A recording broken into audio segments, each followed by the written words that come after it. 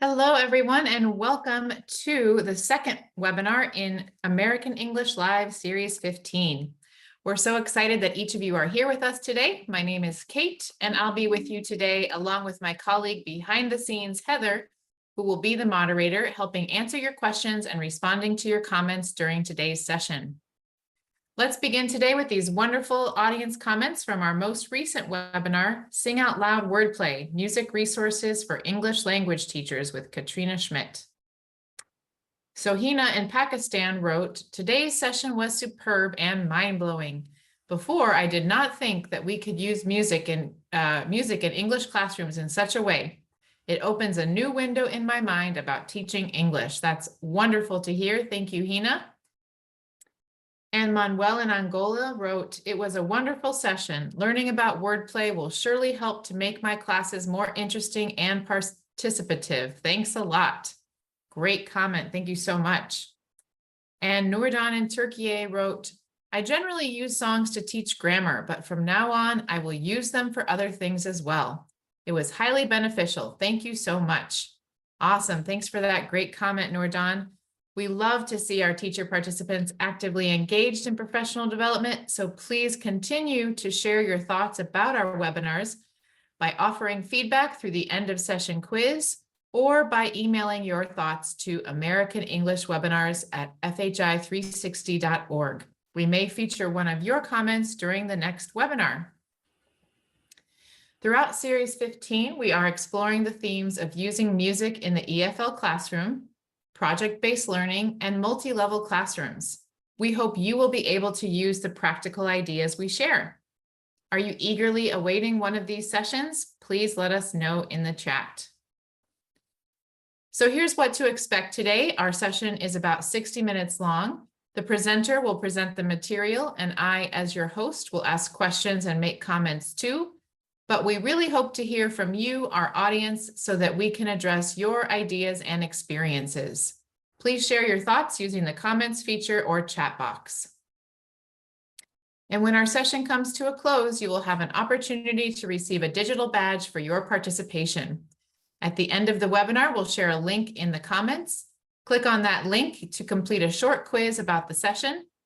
You must answer 2 out of 3 multiple choice questions correctly. And once you've successfully done so, you can expect to receive your badge via email within about a week. And before we begin, we want to make sure that you are aware of our free Massive Open Online Course, or MOOC, English for Media Literacy for Educators, or we like to call it EMLE. This course is designed to introduce you to the theory and practice of teaching about media literacy, a key 21st century skill in the English as a foreign language classroom. Course participants will learn effective and engaging approaches for students of various ages and levels of English proficiency. The course is now open and enrollment closes on October 24th. Visit the link being shared in the chat and comments to learn more and enroll. And now let's begin today's webinar, Scaffolding Project-Based Instruction, Supporting Student Success. Project-based instruction offers opportunities to engage in real-world learning and develop practical language skills. Without appropriate support and structure, however, it can be challenging to implement projects in the EFL classroom, and many educators give up on project-based instruction prematurely because of initial challenges. This presentation offers the concept of instructional scaffolding as a remedy for many of the potential challenges that arise during project-based instruction. 3 concrete scaffolding techniques will be described in detail: breaking tasks down into smaller steps, offering templates and models, and using rubrics to explain expected performance. And now we're pleased to introduce our presenter, Dr. Tabitha Kidwell. Tabitha is a faculty member in the TESOL program at American University. Her research focuses on language teacher education and the role of culture in language teaching. Her recent work has been published in TESOL Journal, Language and Intercultural Communication, and Journal of Multilingual and Multicultural Development. She has taught French, Spanish, and English to students ranging from preschoolers to adults, and has conducted professional development for language teachers around the world. Dr. Kidwell chaired the Standards Professional Council for TESOL International and is a frequent presenter at regional and international TESOL conferences. Welcome, Tabitha. We're so happy to have you here with us today. Thank you so much, Kate, for that nice introduction. So welcome everybody today. I'm happy to be back with you for AE Live session 15.2. And I'm excited to share about an approach to teaching that can help you teach in more student-centered ways while still providing your students the guidance and support necessary to be successful. So in today's session, we're going to have an overview of project-based instruction, or PBI. And as we saw earlier, the next 4 sessions in AE Live Series 15 are actually all going to focus on PBI. So I hope that this session will offer everybody a strong foundation in the project-based instruction approach. And will also give us a chance to hear from those of you in the audience who've used PBI before. So after that, I'll give a short overview of scaffolding. Then I'll discuss 3 key scaffolding techniques that are especially useful in the project-based instruction process. Lastly, we'll close with time for everybody to make an action plan to implement strategies from this session. So let's get started by discussing project-based instruction. So there's a Chinese proverb that I think does a good job of explaining the benefit of project-based instruction. It says, "Teach me and I'll forget, show me and I may remember, involve me and I'll understand." So in PBI, teachers avoid telling students information or just showing them content. Instead, they create opportunities for students to be actively involved in their own learning as they complete a project.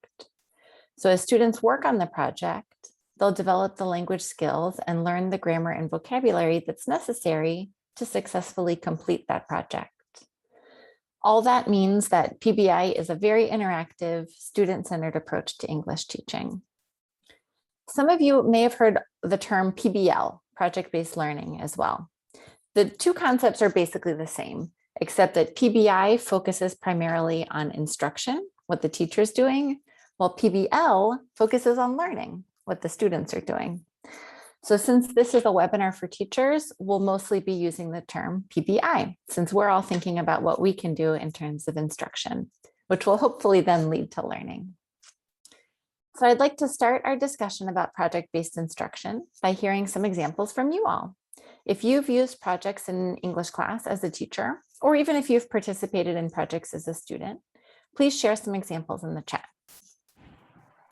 Yeah, let us know, everybody, what projects have you used as a teacher in English class, or what projects have you completed as a student?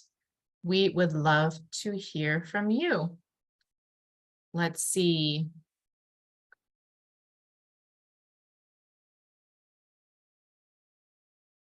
I know as a teacher myself, I often did projects that were maybe group presentations or plays or dramas. What other projects have you used or have you completed as a student? An online cultural project, very cool, from Dominica, sounds nice. Let's see, prepare a picture dictionary, I love that, from Santi. Cooking class projects with my kids. Oh, that sounds similar to what Tabitha is going to share with us today.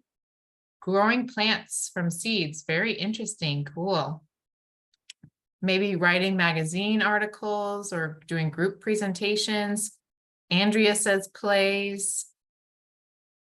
Research projects like research about globalization, wonderful. Citizenship, a project about citizenship from Simone. And planning a trip and making brochures. There's another one that might be similar to what Tabitha will share in a moment. All right, wonderful. Thanks, everybody. Yeah, thanks, everyone. So those are all great examples, and I hope that everyone got a couple of new ideas from the ones that were shared. So something I want to emphasize as we think about projects is that project-based instruction is a little bit different from just teaching using projects. So many teachers use projects. They assign students projects that will help them practice language after they've offered more traditional instruction. So we have the picture of cake here, because in this approach, projects are something extra at the end, kind of like dessert. Teaching using projects is a great strategy. I definitely recommend it. But project-based instruction is just a little bit different. So in PBI, the project actually replaces the traditional instruction. The teacher is teaching the content through the project. So it's a whole new way to approach instruction. So you see here, there's a picture of a full meal because PBI is the primary focus. It's the way that students are learning the essential content. And the strongest examples of project-based instruction include these 4 aspects. First, hands-on learning. So students are actively engaged and they learn by doing. They learn by creating a product or participating in a performance. And completion of the project requires them to use and learn English as they use it for a meaningful purpose. Strong project-based instruction also involves collaboration. So students would work together in small groups, usually of about 3 to 5 students, and that offers them the ability to work with others, which is an essential 21st century skill. Public product is very important. That means that the project leads to the development of a physical product like a report, newspaper, video, or website, or it could lead to a performance like a play, concert, or festival. Either way, the final product is shared publicly. It's not just graded by the teacher and never seen again. And then lastly, strong project-based instruction involves authenticity. So authentic activities offer students the opportunity to use language the way it's used in the world outside of school, the so-called real world. So the project is more than just an academic exercise.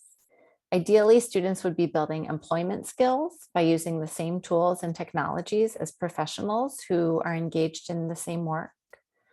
And students are definitely using English for authentic purposes, either to share about their community with a wider audience or to access information beyond their own community. So if you'd like to learn more about strong PBI and what makes project-based instruction really high quality, in the Webinar Resource Center, there's a link to a document that is a framework for high quality project-based learning.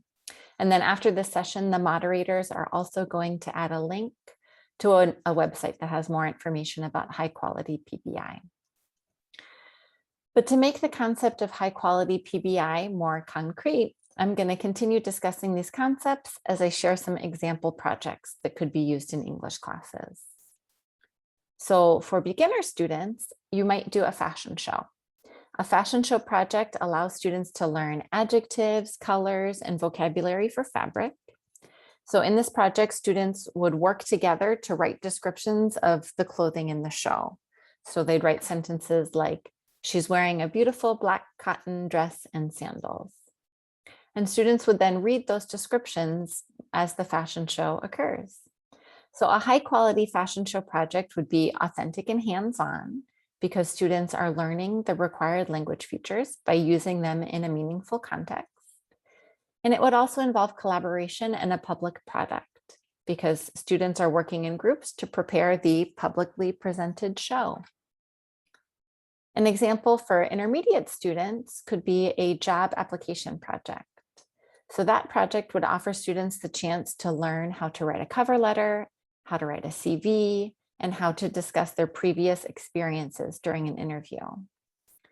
Those activities would give students many chances to use past tense verbs and workplace vocabulary as they discuss their education and work experiences. So a high quality mock job application project would be highly authentic because students are developing skills that they'll need to apply for jobs later on. And it also is hands-on because students are actively engaged in writing their application materials and participating in the interview. So to further raise the quality of this project, teachers could also plan a public product and make it collaborative. For instance, by guiding students to work together in groups to prepare for the interview and to practice, and also possibly by holding the interviews in front of an audience. And lastly, for advanced students, a local tourism promotion project. Here's the idea that Kate referred to when somebody brought up a tourism brochure. This project would give students the chance to describe and promote local attractions for a wider audience. So they could do this through a video, website, social media posts, or even by editing Wikipedia pages. This project would help students develop persuasive writing and speaking skills, since they're trying to encourage people to visit these local attractions. And it would also help them develop intercultural competence as they consider the best way to share their culture with others. So the strength of this project is that it results in an authentic public product that is actually trying to reach potential tourists. So to further strengthen the quality of this project, teachers would need to plan for this to be a truly collaborative project and offer to support to students working in groups to complete the project. Wonderful. These are awesome examples of projects we can use in our classrooms. We have one quick question. Actually, a few people have been asking basically if project-based instruction is the same as group work or if it's the same as task-based or activity-based learning. Great. So yeah, so we have two things, I guess three things here. Project-based instruction, if it is sort of that high quality project-based instruction that includes collaboration among students, it would be an example of a type of group work for sure. So I encourage teachers, if you're thinking about a project, to think about how to increase the quality of the project by including meaningful group work and collaboration. So project-based instruction can be the same as group work if that collaborative piece is included. And then task-based instruction is another commonly used term that refers to similar activities. On the whole, task-based instruction is often used to refer to smaller activities. So a task could be completed in one class session, or even in 5 minutes if it's a really brief task. And a project typically is a little bit larger. It would take a little bit more class time to complete. It could extend over several weeks or months, or even over the course of a whole school year. So they definitely share similar philosophies and similar approaches, but I would explain the distinction as task-based learning being a little bit smaller. Sounds good. Thank you so much. Yeah, thanks to everybody who asked those questions, because those are important concepts to keep organized in our brains. All right. So now that I've offered a brief introduction of PBI, I'd love to hear from those of you in the audience who've taught using PBI before. So if you can, please share 1 to 3 words in the chat that summarizes your experience.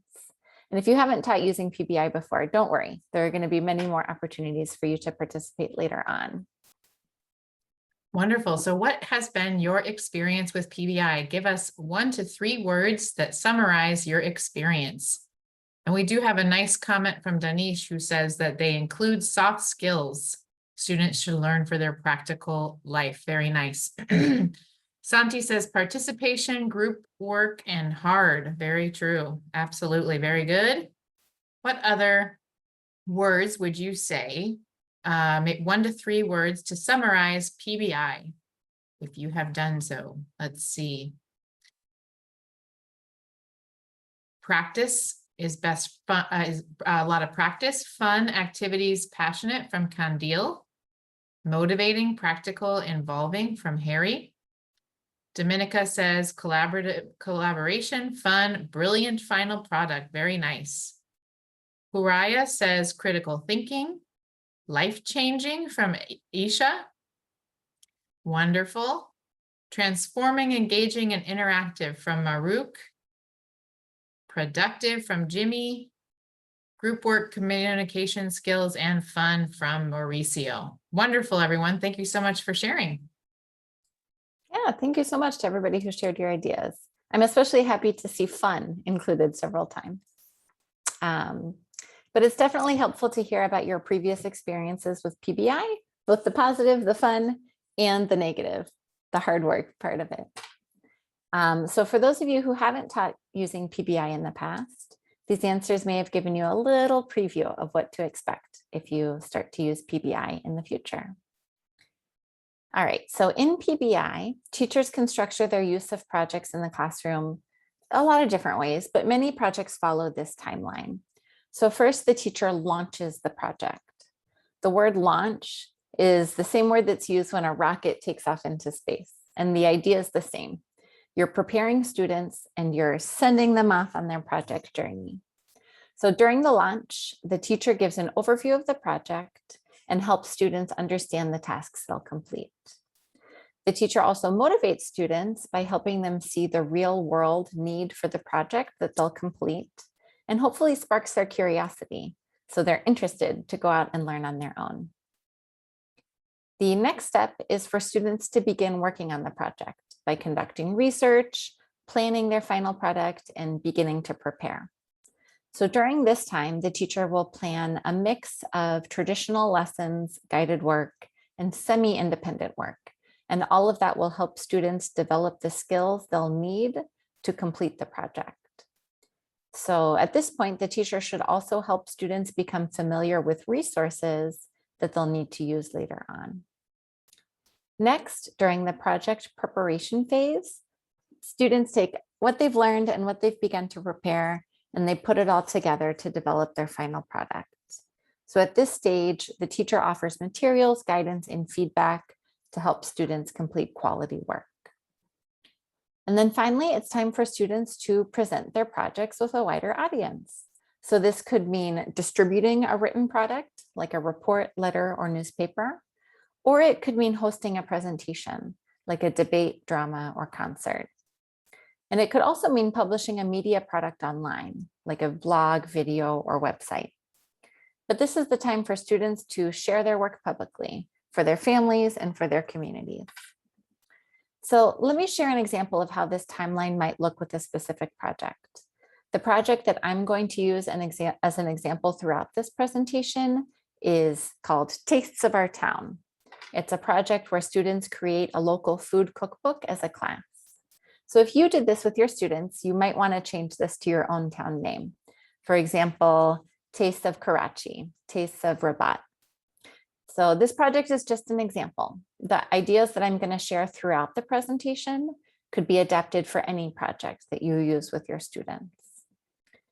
So for Taste of Our Town, for the project launch, you could share a real or fictitious and imaginary letter from a local business. So maybe a hotel, restaurant, or gift shop. And in that letter, you'd explain that visitors to this business often ask to purchase a local food cookbook. And the letter would request that the students write one so the business can sell it. So then you could have students begin to brainstorm local foods to include and possibly even go into their community to see which foods are most widely available. Next, at the research planning and preparation portion, you could read recipes together as a class. You could teach students about the format of a recipe and about the language used for measuring ingredients and giving instructions. And you could also have students interview people in their community to learn how to make the dishes for the cookbook. During the project preparation phase, small groups of students will take what they've learned about how to write recipes and about the dishes they've chosen, and they'll actually write their recipes and format them so all of the recipes in the cookbook would match. And then during the presentation phase, you could have a food festival event. At that event, each group of students would share their dish alongside a poster showing their recipe so that members of the public can actually try the foods. And the final version of the cookbook could also be displayed and offered for sale. So now I'd like you to think about possible challenges that can come up over the course of the project.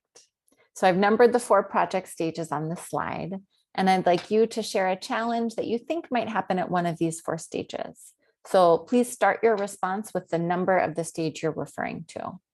So for example, a possible challenge in stage 1, project launch, is that students don't understand what they're supposed to do.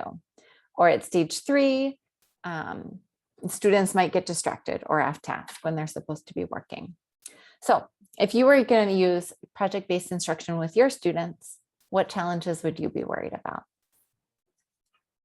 Wonderful. And I see we already have a challenge coming in from Dominica. Maybe for the 4th stage, maybe students feel stressed while presenting. Wonderful. Santi actually has 2 excellent questions that as we are seeing answers come in, if you'd like to, Yeah, so I see we have, yeah, Santi's- so that, let's address her question here. Do you have guests at the final outcome usually, Tabitha? Do you invite yeah, others? Santi, definitely. If it's a presentation sort of outcome, that's a great time to invite guests. Could be students' parents, could be other students from the school, could be people from the community, but guests are an important piece of that public product. So if it's possible, I definitely encourage you to Yeah. invite guests. And Santi asks also, she asked this a little earlier, how long do you give for this process for doing a project? Yeah, so it depends on what the project is. If it's a smaller project, it could be completed within a couple of class sessions or within a week or two of instruction. And if it's a larger project, it could be something students work on piece by piece throughout the school year. So it really depends on the type of project that's involved. For the recipe project, or for the local food cookbook project, Tastes of Our Town, I would imagine that that could be completed in maybe 2 or 3 weeks if you are meeting with students for, maybe about 4 hours a week. So I would estimate it would take maybe about 10 to 15 hours, depending on your students' abilities. Wonderful. Yeah, and we're getting a lot of great responses to this question as well. So China Study Center wrote, one, for group projects, it might be difficult for the students to come up with a consensus to follow a strategy. Excellent observation there. Wonderful. Let's see.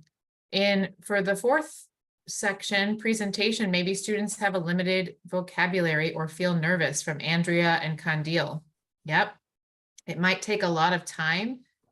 Oh yes, if you have lots of presentations, it might take a lot of class time, absolutely. Students might not have enough knowledge of the project maybe beforehand. That's an interesting idea from Fatima. Meher says in project 2, maybe distractions are a problem. Students might get distracted. Let's see, lack of resources from Salma could probably go along with stage 2 or 3. Assad also says the same thing for number 2, lack of resources. Let's see, lack of time. Yep, maybe you have to follow a certain curriculum and there's not enough time. Public speaking is challenging. And for her students and for herself, Rimsha says, and she's trying to overcome it. Absolutely, that can be tricky to overcome. We'll do one more. Students don't want to come forward in the classroom. Lots of nervousness about the presentation stage in this group, which is absolutely a challenge that we have to make sure we help our students to overcome and feel comfortable in the class. So thanks for sharing, everyone. Yeah, thanks so much. And I want to take just a moment to address the challenge related to a lack of time. A lot of teachers say like, well, I can't, teach the whole curriculum and then do project-based instruction. I don't have enough time to do that.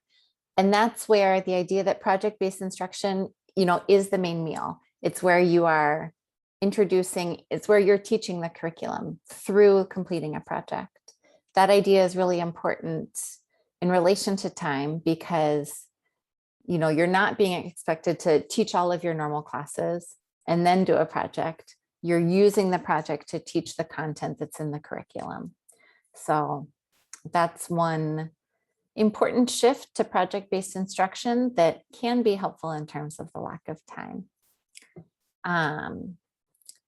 But everybody shared many important potential challenges. And to help overcome those challenges, you'll want to plan ahead for them. And one of the best ways to overcome many of these challenges is by planning and using scaffolding. So that brings us to our next step, the next step in our session plan, which is to give an overview of the concept of scaffolding. So I'm going to share a brief overview that I hope will be a helpful review for those of you who are familiar with this concept, and a good introduction for those of you who are learning about scaffolding for the first time. So in construction, scaffolding is the structure that is put up outside of buildings so that construction workers can reach portions of the building that they couldn't on their own if they were just standing on their 2 feet on the ground. So in education, we use that idea of scaffolding figuratively as a metaphor. So educational scaffolds are the strategies that teachers use to help students accomplish tasks and reach objectives that they couldn't on their own. Scaffolding comes from sociocultural theory, and that theory frames learning as a social process that occurs through observing and interacting with others in a certain cultural context. So teachers help students develop new knowledge and skills by offering them scaffolds and then gradually removing those scaffolds as students develop independent skills. So in this picture of a teacher teaching the number 4, we see a couple of basic examples of scaffolding. The teacher's using visual aids, both the one she's holding and the posters on the wall. She's using gestures, and other students are also providing models as students learn together. So all of those scaffolds help these young children remember how many 4 is, and remember that 4 comes between 3 and 5. And as the children become more comfortable with this knowledge, the teacher will stop using those scaffolds, and the students will be able to use the knowledge on their own. So when they go to middle school and high school and college, they won't have those posters on the wall to remind them of the order of the numbers because they've learned it. So if you'd like to learn more about scaffolding and sociocultural theory, there's an article about those themes in the webinar resource center. So visual aids, gestures, peer support. Those are some examples of instructional scaffolds, but there are many more.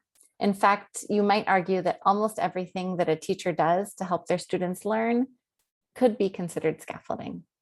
So this slide has a list of some commonly used instructional scaffolds. So I'll give you guys a minute to read over these examples. I won't read them all out loud. Kate, have you used any of these scaffolds as a teacher? Yeah, I really have. I've used almost all of them, to be honest. I've definitely used a lot of gestures and acting things out in my classroom. In the past, I've pre-taught vocabulary before we read something or watch something. Definitely try to give students time to think and do a lot of checking for understanding and asking them to think about their prior knowledge and experience. So yeah, I've definitely used some of these great scaffolds. Great. And I bet the audience has also used a lot of these techniques. You may not have even realized that you were using scaffolding when you used them, but we'd like to hear from all of you. So please share in the chat which instructional scaffolds you use with your students. You could share examples from this list, or you're welcome to share additional instructional scaffolds that are not listed here. All right, let's see. Jimmy says most of these are really useful. Absolutely. Washane also says, I have used almost all of them in my classroom. Yep, a lot of people saying most of them. Great. Visual aids and PowerPoints from MISPA. A lot of people, it looks like we have some wonderfully experienced teachers here. Most people are saying most of these. That is awesome. Models, guided practice, checking for understanding from Dominica. I never knew I was using scaffolded, but I used most of them. This is from Mauricio. Wonderful. And Zafar says, wow, we have used almost all of them. Great. Awesome. Thanks everybody for sharing. Great. I also noticed that Harry thought of brainstorming, which is a great scaffold as well. So it's great to see that so many people use so many instructional scaffolds. You definitely are supporting your students' learning very effectively. All right, so now that we've had an overview of project-based instruction and scaffolding, it's time to bring these two concepts together. So I'm going to discuss several scaffolding techniques in more detail, and specifically in relation to how they could be used to support project-based instruction. I'm going to talk about 3 key instructional scaffolds that are specifically helpful at the first 3 stages of the project-based instruction timeline. At the project launch stage, I'll discuss offering templates and models. I'll explain breaking tasks into small pieces during the research, planning, and preparation stage. And for the project preparation stage, I'll talk about using rubrics to help students understand your expectations for their performance. Using these 3 key scaffolding techniques as you teach using project-based instruction makes it much more likely that your students' final project presentations will be a success. So the first scaffolding technique I'd like to discuss is offering models and templates. This technique can be helpful throughout project-based instruction, but it's especially helpful during the project launch stage because students might be unfamiliar with the format of whatever it is they're expected to produce for the project, whether that's a fashion show, a job application, a tourist guide, or a recipe. And someone pointed out in the challenges response that students might not have enough background knowledge. And this is a time when you're using the models and templates to build that background knowledge. Basically, when you're first introducing the project, it's really important to build students' familiarity with the typical format of the final product. So you can do this by sharing models.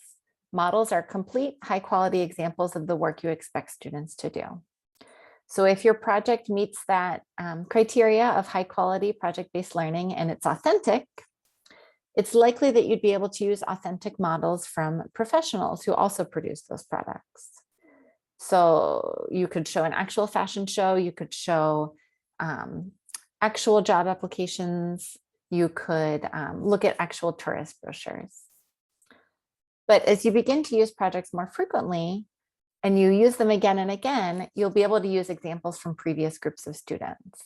And I think actually those type of models are sometimes more helpful than authentic models because they're actually produced by students rather than professionals. So they kind of more realistically reflect the expectations you'd have for students.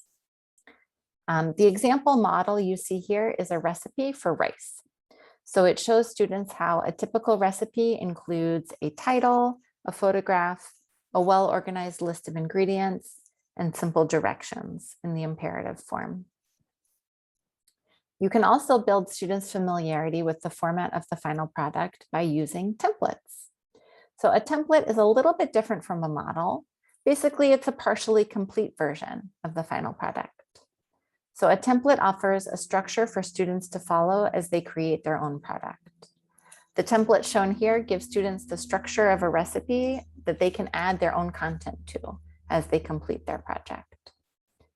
So if I were doing the Tastes of Our Town project with my students, during the project launch in the early period of our project work, I would definitely show students models of recipes, like my rice example. We would read them together and we'd discuss the typical format. And then I'd also give students the template, so they have a starting point as they begin to think about writing their own recipes. But since the project is to create a cookbook as a class, not only one recipe, I'd also show students model cookbooks. I'd probably bring in several cookbooks with different topics so that students can see how a full cookbook is organized, how it includes an introduction and a table of contents. And I would also continue using models and templates beyond the project launch phase. Since I'm expecting students to interview community members, I'd offer them an interview template that they could personalize and follow so that their interviews are more successful. And one note I wanted to share about the project interview is that people often ask, well, people in my community don't speak English, so how can students interview them? And the truth is, if that's the case, then students will conduct their interviews in the local language. That's fine, that's great. That's a great way for them to bring in their local knowledge into English class. So in that case, the learning opportunity comes in when they take that local knowledge and think about how to translate it into English and how to use English to share that local knowledge more widely. So if you don't have people in your local community that speak English, don't think that you can't do the local community interviews. It still could be an important piece of a project like this. All right, and then lastly, if I'm gonna have the culminating activity be a cookbook launch event, be a food festival, I'd want to show students photos and videos of food festivals so they understand how that kind of an event is structured. So in general, models and templates are really helpful instructional scaffolds. They help students understand the expected structure of their final product, and they help students understand what high quality work should look like. And actually, models and templates are instructional scaffolds that can be used for many pedagogical purposes, not just during project-based instruction. So I'd love to hear from all of you in the audience about this. Please share in the chat how you have used models or templates in your classes, whether or not during project-based instruction. Wonderful. And we have a nice comment from Conchita. Tabitha's explanation is so clear that I like to put into practice most of her ideas. Wonderful. Thank you for Great. sharing I that. hope you have the chance. How have you used models or templates in your classes, everyone? Let's take a look. What are some ideas that you have for using models and templates, whether in project-based learning or any activity in your class? How have you used models or templates? Mispa says template for resume writing. Absolutely. Yep. Templates are often really helpful for writing projects. Especially like formulaic writing, like resume. Absolutely. For theater reviews, after having visited a real performance. Sounds fun, Valentina. That sounds like a great class activity. Presentations on Canva. Interesting. Great. From maybe a little bit of graphic design involved there. That's wonderful. Templates or examples for story sequencing from Dina. Writing from Ra. Let's see, templates in my class to make them use show how they can manage the project. Great. So maybe an organizer. Asia says, I have used mostly templates in creative writing. Wonderful. For helping students increase their creativity. Models for dialogues. And let's see, one more. I've used some for essays or local news articles. Wonderful. Thank you so much, everybody, for sharing. Yeah, thanks, everybody. So hopefully everybody saw one example of templates or models that's new for them. So you can take that idea and use it in your classroom. So the next key scaffolding technique I'll share is breaking tasks into smaller pieces. This scaffolding technique is especially important during the research planning and preparation stage. So if you just assign students the final project and don't offer them any guidance about the tasks they'll need to complete that final product, it's really likely that they'll feel overwhelmed and confused. So it's really important that teachers take time to think through all of the tasks and the subtasks that are involved in the completion of the project. And that way they can guide students through each portion of the project work step by step. Breaking tasks into smaller pieces makes the project more manageable for the student and often results in higher quality final products. So a major misconception about projects is that teachers just explain the project and then students go work independently. And actually, projects are much more successful if the teacher provides support throughout the process and plans how students will be using their time during each class session. So basically, for each class, the teacher should identify a small portion of the project work that students will need to complete. And the teacher should plan class activities that help students achieve that task. So that means that you, the teacher, are still writing lesson plans throughout the project process. You're still identifying daily lesson objectives and planning learning activities that will help students achieve those objectives.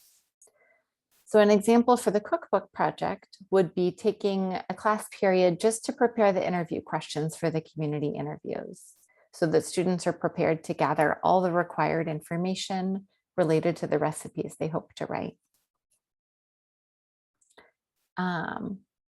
So by breaking down tasks into smaller steps, you're likely to help avoid that challenge of students getting distracted.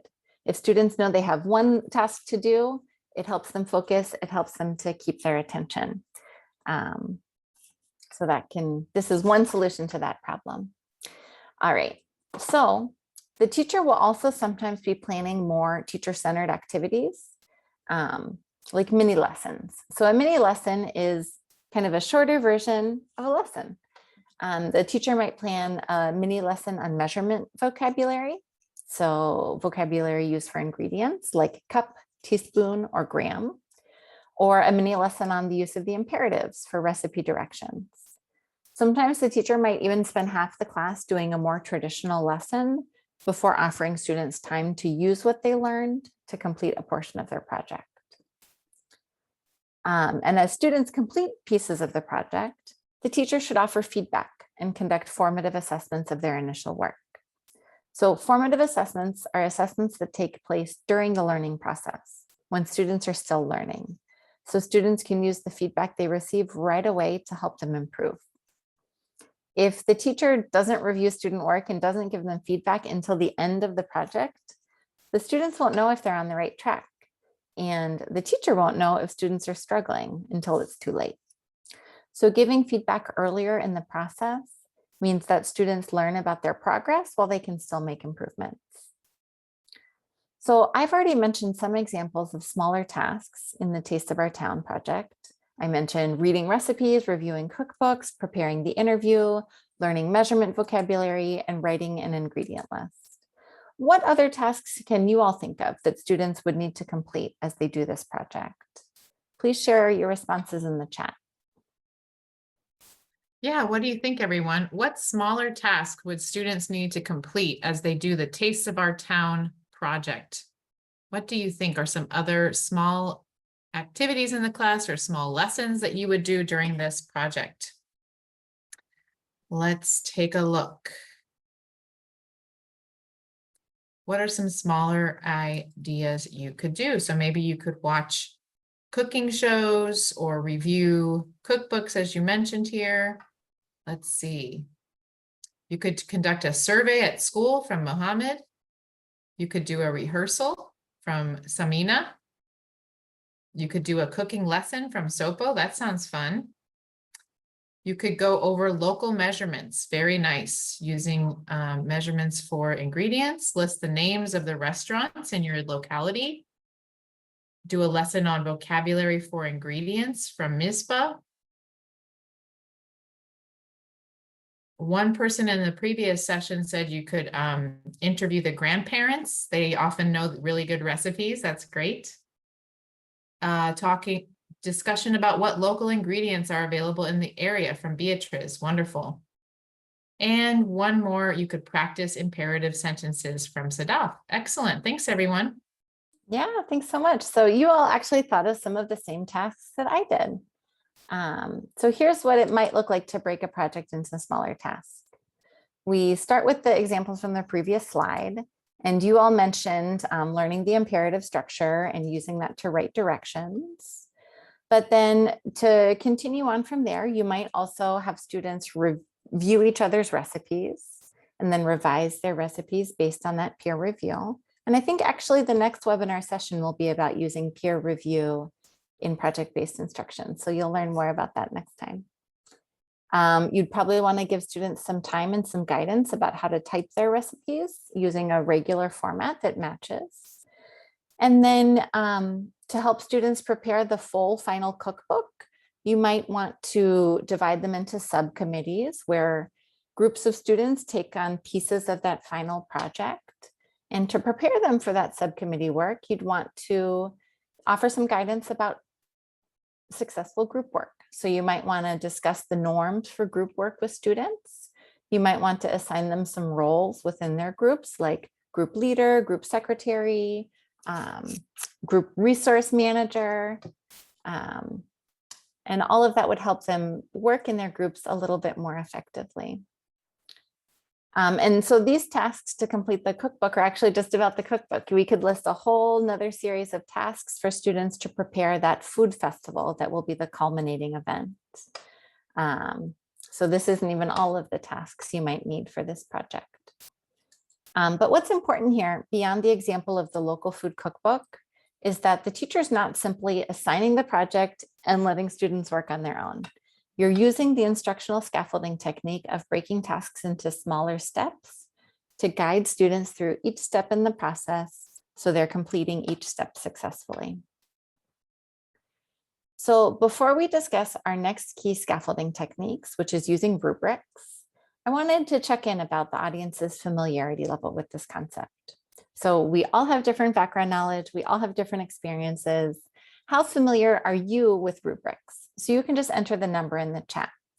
1, if you're not familiar and rubrics are totally new, if you're like on the very first step. 2, if you're a little familiar and know what a rubric is. 3, if you're pretty familiar, you use them sometimes. And 4, if you're an expert, you're extremely familiar, you use them frequently. Yeah, let us know, everybody. How would you rate your familiarity with rubrics? 1 to 4. 1 is not familiar at all, and 4 is extremely familiar. Whoa, Horiah says 8. He or Hey, good she must job. be an absolute expert on the topic. That's wonderful. So I'm seeing really a range from 1 to 4. Maybe the most common is 3, but just by a little bit. So it seems like people's experience levels really range. So I'll try to share about rubrics in a way that will introduce the concept to rubric newbies, the ones in the 2s, while hopefully still sharing some fresh ideas with those of you with more experience. So our final scaffolding technique is rubrics. Rubrics help you explain expectations during project preparation. So traditionally, a rubric is a grading tool. It helps students give grades and feedbacks more fairly and more efficiently. On this slide, you can see the basic template for a rubric. It's basically a grid with space to list the criteria and then columns for each level of performance. So the first step in writing a rubric is to identify the criteria that are most important about student performance. For the recipe assignment, this could include the ingredient list, the directions list, the overall organization, and grammar and spelling. So the next step would be to define your expectations for student performance at each level. So if student performance meets your expectations, then the ingredient list would include all the ingredients in order of use with appropriate measurements. Students who are approaching or getting close to your expectations might leave out a couple of ingredients, or might list some of the ingredients out of order, or might have some inaccurate measurements. And then work that still needs a lot of improvement would just have more of those same types of problems. So to finish making this rubric, you'd continue and repeat that process for the remaining criteria. So here's a possible complete rubric for the recipe assignment. It tells what student performance looks like at each performance level for each criterion. So grading could be as simple as circling the statement that best describes the student's work in each row. And if you need to give a numerical score, you can assign point values to each column. So it takes a little time to create the rubric, but once it's created, then you can use it to give fair and specific feedback to each student, even if you have a really large class. You don't have to write that feedback yourself. So if you only use a rubric for grading, that's great. It's very helpful. But rubrics can be much more powerful when they're also used as instructional scaffolds. So if you provide students with the rubric before they submit their projects, they'll know exactly what your expectations are, and they'll be far more likely to prepare projects that meet those expectations. So the rubric offers them some guidance so they know exactly what they should do. Absolutely. And we have a nice comment from Danish, who agrees with you and says, rubrics clarifies to students what to do specifically. Absolutely. Thanks for that great comment. Yeah, that states it very clearly. So rubrics can also be a little bit simpler than that grid style rubric. Even a simple checklist style rubric can be very helpful to students and to teachers. So this example is just a checklist of the requirements for students' posters and the expectations for students' foods and their interaction with guests during the food festival at the end of the Tastes of Our Town project. To use this for grading, the teacher would basically circulate before and during the food festival and check off if the required elements are present or if she has observed students performing the required tasks. So it helps simplify grading, even if you have a lot of students. You know exactly what you're looking for, and you can tell what you need to check for each student. But again, this rubric would be much more powerful if it were also used as an instructional scaffold. And using rubrics as instructional scaffolds helps students avoid the stress that they might feel while they're preparing to present, because they know exactly what they're expected to do and they have more opportunities to practice. So if you give students this checklist rubric ahead of time, students will know what to expect and they will know how to prepare, and they'll hopefully be less stressed. Very true. And we do have Mahir agrees and says rubrics are a self-assessment key. Wonderful. And Wakar also says rubrics can help to conceptualize things. And 2 comments about how long it might take to create a rubric. Conchita says it looks like it took a long time to create such a complete rubric. And Nasim also says it looks like it's takes a lot of time, very time taking. What And do you yeah, think? you're both right. So I think it's a question of when are you spending that time? Are you taking the time ahead of grading to create the rubric so you have it as a tool to simplify things later? Or are you not using a rubric and then feeling that you have to take a lot of time to write comments and take a lot of time to think about whether students' performance has met your expectations? So I would say, in my experience, taking the time to create a good rubric is actually a time saver because it allows you to give detailed feedback to all of your students without taking a lot of time as you're grading. So I think it's worth the investment of time. But you're right, it does take a little bit of time to make it and to think through your expectations at each level.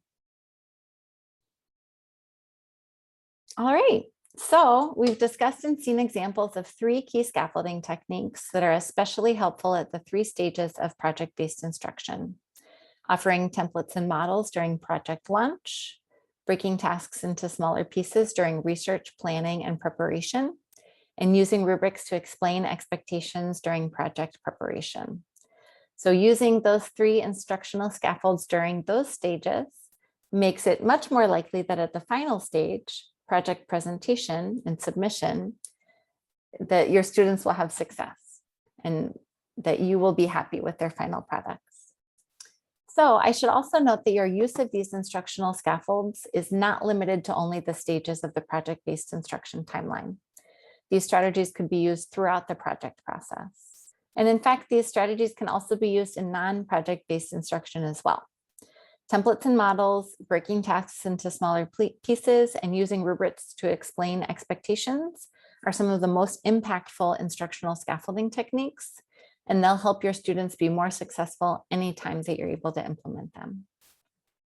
So that brings us to the final portion of our session today, and possibly the most important, the action plan.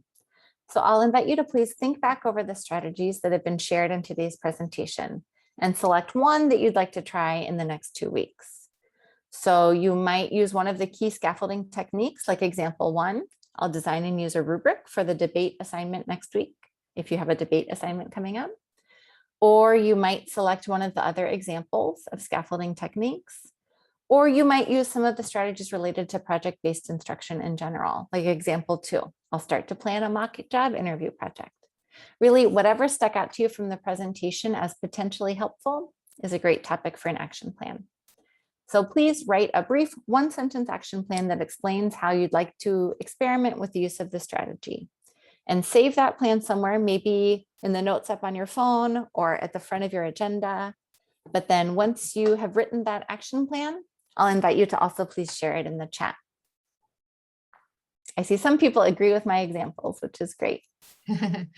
Absolutely. Those are great examples. And we have, let's see, Cecilia says she will use scaffolding technique because it's the first time she's learned about that and it's amazing. Salma says that this is a beautiful explanation of how to make students ready for any activity or project. Harry says that she'll use rubrics. Wonderful. Great. Mohammed likes the idea of how these rubrics and scaffolds give guidance because it's so difficult sometimes for students to complete projects without being guided step by step. Awesome. And Santi says, I love Taste of Our Town cookbook idea. So maybe they'll use that project itself. Wonderful. Mock job interview from Amra. Awesome, awesome, awesome. And we have many people congratulating you and thanking you, Dr. Tabitha Kidwell, for this wonderful presentation. All right, well, thank you to all of you. Your action plans, I think, will have a really positive impact on your students' learning. And I hope that you all have found something that you find helpful and useful in this presentation today. So if you'd like to know more about scaffolding in project-based instruction, Here you can see the references that I used as I put this presentation together. And you can also find some additional helpful resources in the Webinar Resource Center. So thanks to everybody. I really enjoyed working with you all today. I learned a lot and I hope that you all did too. So thanks so much for joining. Thank you, Tabitha, for sharing those wonderful scaffolding techniques that students and teachers can incorporate in their project-based instruction.